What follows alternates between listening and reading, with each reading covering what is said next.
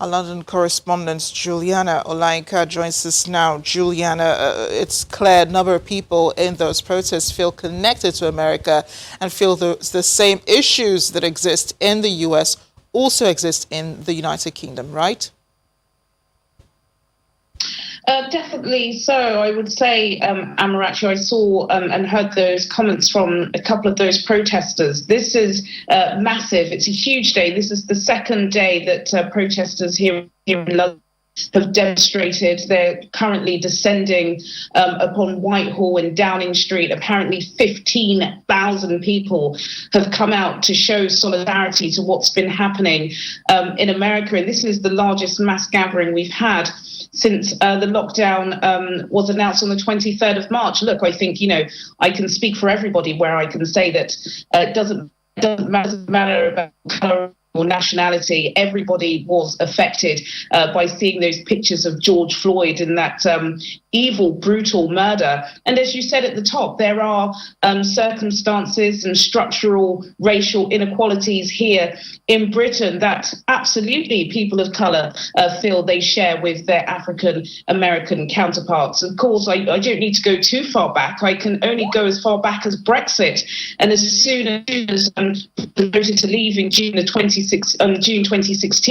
there were so many flare-ups of racial hate crimes, and the list goes on and on. We've seen this here in Britain, which is why I believe the government are probably pretty nervous and are hoping that those protests in central London do indeed stay peaceful.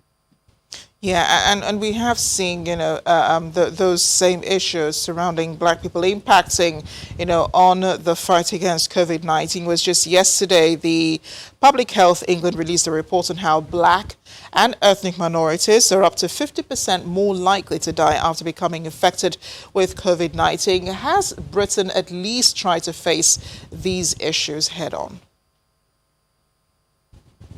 Have they tried to face them head on? I'm not certain. I believe they at least attempted to by having their own internal inquiry into finding out why exactly this was the case.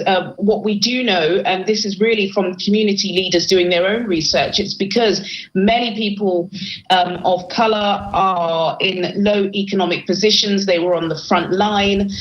They were living in pretty squalid housing, which means they were cramped in room by room and were just not able to socially distance, many of them in government-provided properties, in tower blocks, and the list goes on and on and on.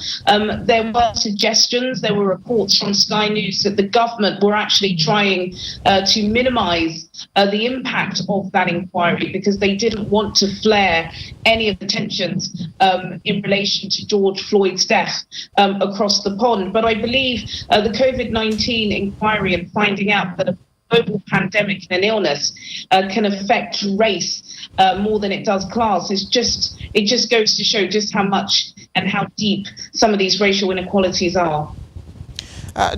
Juliana, thanks again for joining us on The World Today.